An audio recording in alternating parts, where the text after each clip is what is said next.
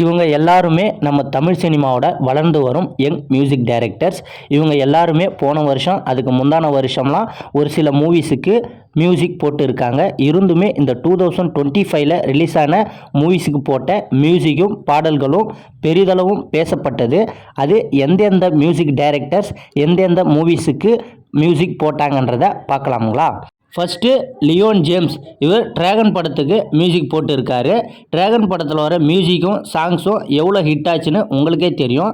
இவர் oh my கடவுளே என்ற படத்துக்கும் மியூசிக் பண்ணியிருக்காரு. அடுத்து நிவாஸ் கே பிரசன்னா. இவர் 2025ல் ரிலீஸ் ஆகி ஹிட்டான பைசன் படத்துக்கு மியூசிக் பண்ணியிருக்காரு. பைசன் படத்தில் வர மியூசிக்கும் பாடல்களும் எவ்வளோ வைரலாச்சு எவ்வளோ ஹிட் ஆச்சுன்னு உங்களுக்கே தெரியும். இவர் சேதுபதி பண்ணையாரும் பத்மினி படத்துக்கு மியூசிக் பண்ணியிருக்காரு. அடுத்து மை ஃபேவரட் கோவிந்த் வசந்தா. இவர் ப்ளூ ஸ்டார் மெய்யழகன் படத்துக்கெல்லாம் மியூசிக் பண்ணியிருக்காரு. அதுவும் மெய்யழகன் படத்துக்கெல்லாம் மெய் மறந்து போயிட்டேன். இந்த 2025ல் இவருக்குமே ஒரு படம் ரிலீஸ் ஆச்சு. அதுதான் ஜென்டில் உமன். அந்த படத்தில் வர ஒரு சில சாங்குமே நல்லாயிருக்கும். அடுத்து ஜஸ்டின் பிரபாகரன். இவருக்கு சமீபத்தில் சிறை என்ற மூவி ரிலீஸ் ஆயிடுச்சு.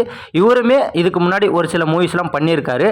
சிறையில் வர மியூசிக்கும் பாடல்களும் நல்லாவே இருந்துச்சு. இவர் ஜென் மார்ட்டின். இவர் சமீபத்தில் ரிலீஸ் ஆன கவினோட கிஸ் என்ற மூவிக்கு மியூசிக் போட்டு இருக்காரு. திருடி என்ற சாங் ரொம்பவே வைரல் ஆச்சு. இவர் பிளட்டி பேக்கர், டாடா போன்ற படங்களுக்கு மியூசிக் போட்டு இருக்காரு.